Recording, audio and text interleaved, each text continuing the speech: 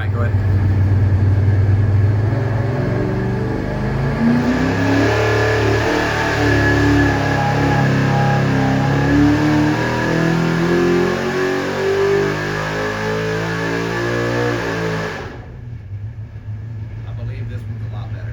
Hey guys, this is Eric Weingartner with Weingartner Racing. Today's video is about the dyno results from these 3 tunnel ram intake manifolds.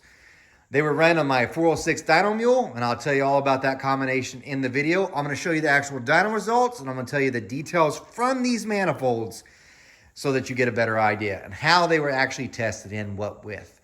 So hang along with it. This one's going to be pretty interesting. The 3 manifolds that were tested were, this was the first one. This is an Edelbrock Street Ram manifold. You could still get this from Summit, so it's still commonly available. It is definitely not cheap, and it's called the Street Ram. Now, this is very, very similar to the Edelbrock TRY from the past. Matter of fact, I have one in the shop, and they look virtually identical. I mean, there's some small changes, but for the most part, they're the same. This is its next bigger brother. This is the Edelbrock. Sorry. I know you guys keep saying I say it wrong. You can say it whatever way you want. I'll say whatever way I want. Edelbrock, if you could say it that way if you want. It's Victor Ram. This is the bigger brother to this one. This one is also still available. You can purchase this also on Summit or Jegs, wherever you get your manifolds from, or me, I'm a dealer as well. But this is also, it's just a bigger version of this one. And I'm going to give you all the dimensions. I've got the links and the cross sections and whatnot. The last one that was tested is this one. This is a Holley, and this is the Pro Dominator tunnel ram. This manifold is not available anymore. You can see on the inside for you. Boom. It happened to happen. The only reason why it's here is because a viewer had sent this one in. I love this manifold. I've said it from the beginning when I first got them. I ported one for a customer, did some welding, did really good stuff, and he made a ton of power with this manifold. Of them, I really like this. Now, these are all small block Chevy manifolds, so if you're like, man, I was really looking forward to seeing a Ford, it just isn't happening yet. There are a couple tunnel rams that I did not get to test that I would love to at some point in the future. One being the Alki Digger, which is probably the most modern tunnel ram for a small block Chevy. The other one's an older one, is the Edelbrock bread box manifold. A lot of the Southeast gassers run those, but they're so heavily modified, they almost pretty much look like a sheet metal manifold. But I don't have one of those to test, so you got these 3. So hopefully that's rundown of them. Let's talk about the dimensions. So this Street Ram, I measured its length. So the total length of the runner measured 6 5/8 inches long. Of the 3 manifolds here, it's the longest by far.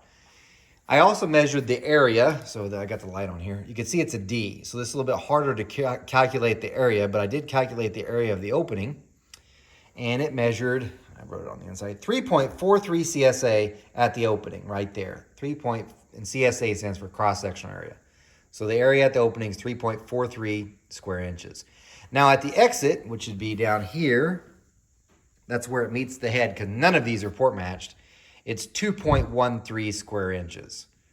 So much smaller at the opening. It's actually got the smallest opening for where it meets the head of all the 3 that are dynoed. The opening, however, is not the smallest. So this area here is actually bigger than the Holley. The Victor Ram's much, much larger. So that's its dimensions. Now for the Victor Ram. This one's a little bit shorter. I'm going to take off this top so you can kind of see what's going on the inside. The insides are trapezoid shaped, as you could tell. And this is also a little bit harder to calculate. It's really just doing like a trapezoid. But anyway, the runner length measured 6 1/8 inches, which is shorter than the Street Ram. So it's got a shorter runner, but it also has, as you could tell, much larger plenum than on the Street Ram. Its openings are actually larger too. So the cross section here, 3.62. So 2/10 of a square inch larger than the Street Ram. Where it meets the head, which is all the way down there, where it would bolt to the head, 2.59 square inches. So that's considerably larger than the 2.13 with the Street Ram. So much, much larger there. And as you could tell, much larger plenum as well. Quite different, right? And now let's go to this one. Bring my flashlight. Well, I don't need it. The Holley Pro Dominator, its measurements is 5 inches. It has the shortest runners. Just to give you an idea, your basic single plane manifold, it's about 5 inches, 5.5. If you get to one of the Super Victor 2s, it's almost approaching 6 inches. This dude is 5 inches. So it's of them all, it's the shortest runner by far. Now, here's the thing, though, that's different about it. It has a D-shaped opening, but its D shape is not like the Edelbrock Street Ram. This one's D is at the bottom. This D is where it meets the common runner, so it's different where the D takes place. The opening area, let me get that away. This one has the smallest opening area. So the area here at the opening, when measured, is 3.20 inches because it has so much radius through here, in case you're wondering. So it has the smallest there. However, down where it meets the head, which, by the way, this one is the best, closest to matching the head. Let me tilt that around. Get this out of the way. I want you to see this. By the way, it has the Winters logo, so you can tell this thing is old. Winters was a foundry that used to cast a lot of aluminum parts. They're no longer in business, but definitely American made. But there you go. Let me just tilt her up. There we go. Look at the openings. That's how they come. This is not port matched. That's how it comes. This one's really close to matching the AFR 227 heads that were run on it. So really close opening there. And it's that exit area there is, I'm looking for 2.68. So it actually has the largest area at where it meets the head, smallest where it's at the top near the carburetor. The other thing that's different about it is look how the carbs are oriented. If you look at, well, kind of messed it up there. If you look at both these, they're nice and in line. Not the Holley. They're offset, so it's kicked this way. So you have, you can kind of get a better idea from the top view. They're not the same. They're shifted over. That's totally different than the others. And I'll warn you this, it makes for the linkage to run this one. You can't use the same linkage as this because it takes a special plate that you have to bolt here in order to clear it. Because when you have linkage on these ones, it's straight up and down, and you can move your arm back and forth. If you try it with that, you'll actually hit this here, because if you go straight up from here, you're hitting the plenum because this one's shifted forward. So it's just different. It takes a different tunnel ram linkage, what I'm trying to get at. Anyway, that's the general rundown of them. Now, what was the mule? Like, what did this go on? You guys are going to ask, and I don't blame you. All of them were run with this spacer. This is an AFR tapered spacer. It went on just like so. And I ran two 1,000 CFM 4150 Demon carburetors. Both were redone by Mark Whitener. They have annular boosters. They're really, really fantastic. And before someone says you'd have made more power with 750s, no, you wouldn't. You're like, well, you need the velocity. You need a velocity in the port. You don't need the velocity at the carburetor. You need as much. Here's how much velocity you need at the carburetor. You need just enough where it pulls the fuel properly. Anything more than that, you're restricting it. It's a pumping loss. You need velocity in the port, not carburetor. So 1,000 CFM carburetor is guaranteed. I put two 750s on and been down on power. Only reason why I ran the 1,000s, though, in case you're wondering, because does it seem like it's over CFM? Probably. Did it affect power? Probably on the plus side. It loads fine, by the way. Perfect. When the carbs are good, it will work good. I had them. That's why I ran them. So both of them ran with the spacer, and you might say, why do you just run them on that? Because I keep getting that. The spacer has never made less power. It's made at least the same or more. And the other big reason, all the linkage worked better with the spacer attached. That's probably the biggest one. That piece here was the right length. I didn't have a shorter one, so yeah, I ran the spacers. Did it hurt anything? Absolutely not. Probably helped. So you might, why didn't you test both ways? Because then you got to redo your linkage. And the biggest thing with all these manifolds, if you ever do tunnel ram testing and choose to do it, the linkage will take you longer to hook up than putting the manifolds on, guaranteed, especially on that deal. So this was on my 406 small block Chevy Dyno Mule. It's got a Dart SHP Pro block. It's half filled with concrete because I got it used and someone had blown it up. It's got a sleeve in it, but I don't really care. Everything's been redone with it since then, obviously. It has Scat 4340 forged crankshaft, Scat rods, Race Tech pistons that yield 11.2 compression. It was ran on 91 octane gas with just a splash of 110. It has an Urson solid roller camshaft with a 260 duration on intake, 270 on exhaust, 685 lift on both intake and exhaust, and a 108 lobe separation. The heads that were ran on this came from AFR. They're an AFR 227 CNC ported head, and it's their competition one, not the race one. They're actually the higher flowing competition port ones. They have a 2125 intake valve, 1600 exhaust valve, really nice head. I think on the signs bench it flowed like 322, something like that. And let's see if there's anything else. Oh, the shaft rockers were used actually came from a viewer. They're a set of Crowler stainless steel rockers were used, and they're 1:6 ratio. That's about the rundown of the engine, but why you're really here is for the dyno results. So let me put some little dyno runs in here in this video, and then I'm going to show you your dyno results because I know you're dying to see. Oh, one more thing I forgot to mention.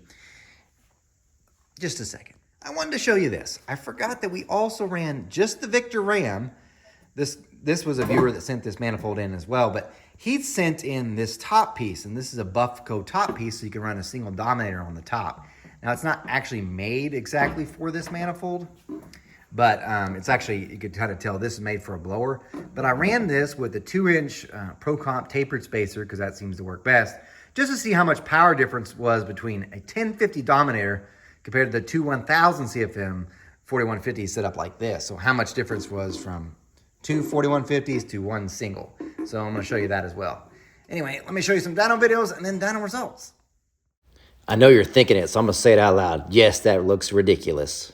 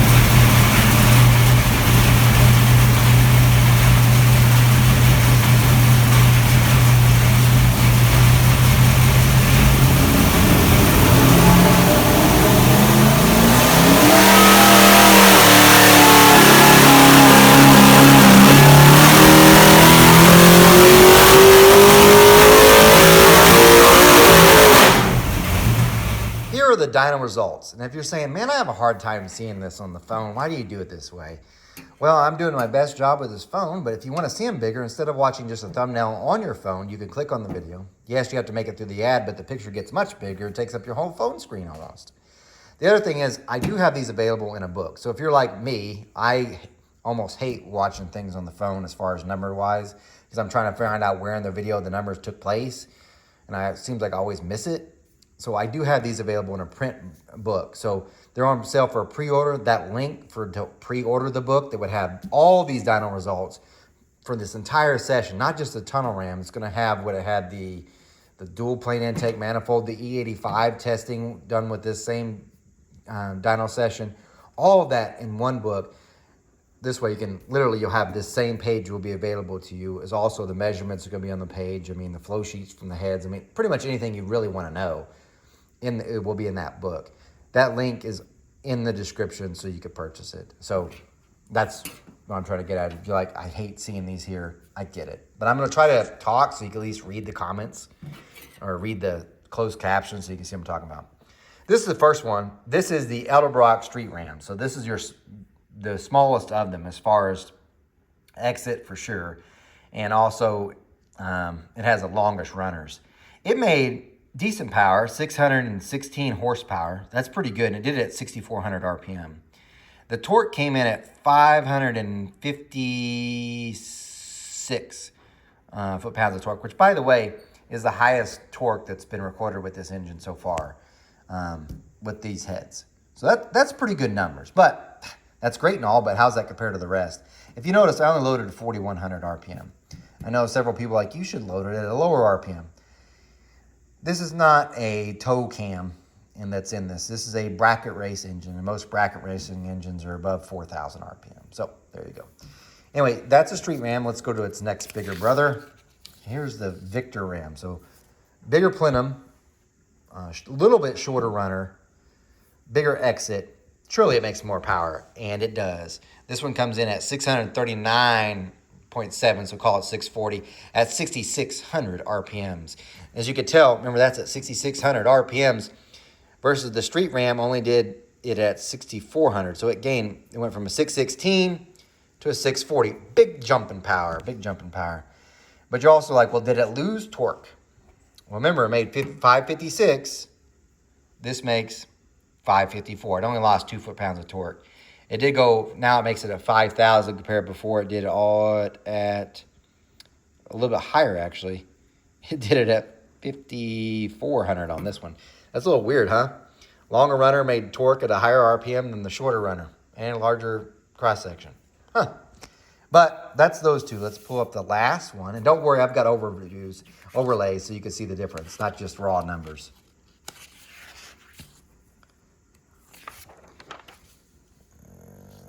No, I don't want that one yet. This one. Here's your Holley Pro Dominator tunnel ram. 647 horsepower at 6,800 RPM. It jumped the peak to 200 RPM. Its peak torque was 553, and it did it at, or 554 at 4,900 RPM. So about the same point, up 7 horsepower. Shorter runners did make more power at the peak. Didn't really hurt the low until you look at the overlay, because this is where you can see like the total differences between the tunnel rams. Here we go. Now you see a difference. So here what we have is in this purplish line, depending on how you're looking at it, that's the street ram. The black line, the Victor ram. And the blue line is the Holley Pro Dominator. If we look where we're starting, I gotta move my hand out of the way so I can get some better light. There we go. If you look where it starts, the street ram's destroying the other two. And this blue line right here, which I don't know how well the camera's picking it up because for some reason it's not getting light today. There we go. That blue one right there is a Holley.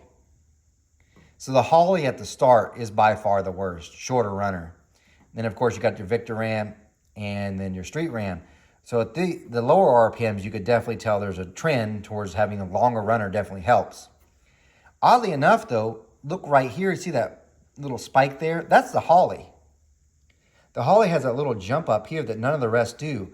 The two Edelbrocks, they kind of trace right here. And then right through the middle here, you see this bump up in the center. That right there is the street ram. So the street ram comes in really good at the 5,400 RPM. The other two are kind of diverting. And then as you can tell when we get further in the RPM range, this is the street ram. You can see how much worse it is than the other two. The Victor ram and the Pro Dominator are relatively close, except for you could tell right about here, which looks to be about 6,300 RPM and on, the Pro Dominator is pulling away. And it has a little where it kind of gets it at about 7,000. So yeah, there you go. Interesting stuff. Definitely worth seeing. Love the Pro Dominator. Who would have thought? Shorter runner, still hangs with it, makes a little torque peak up here. Doesn't really hurt so much in there. Does down here. Probably because it has the least cross-section at the opening. But it has a lot of cross-section at the exit. So there's a lot of things. It's not just the length. It's not just the opening cross-section. It's like all the pieces together. And no doubt, probably having the carburetor sitting that way, maybe that does something for power too. I can't quite answer that, besides to say it's a neat finding. Right? But you're now probably asking yourself, well, that's cool and all, but how did that Victor ram do with the single carburetor? Let's look at this.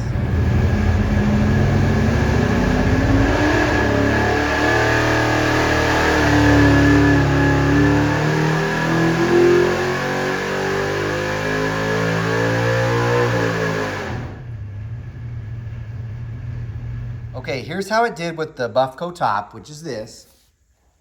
Get an idea what it looks like. Nice tapered top, single Dominator carburetor, 1050. We were making 640 right there. With the buff coat top, it makes 626. So quite a bit less. Now I'm going to show you this overlay just because I think it's interesting and it's kind of a preview for the future videos coming up. What this graph has is three things. The first one in the pink is the Victor Ram. That's this pink line that you see here. The black one, this is interesting, that's the Edelbrock 2970 with the cloverleaf removed, running a Dominator carburetor. And this blue line, or green, magenta, whatever way that captures it here, that's the buff coat top that you see there. So if you look here, you could see how they're comparing the green and the purple, because that's the same manifold, just one single carburetor. You could tell the buff coat top's never better. Down quite a bit. It gets a little bit close here, but then it trails off. Interestingly enough, this 2970, which I'll show you in later videos, yeah, it's beating it. And it actually makes more torque than the tunnel ram on this particular combination, which is bizarre, I have to say. A little bizarre.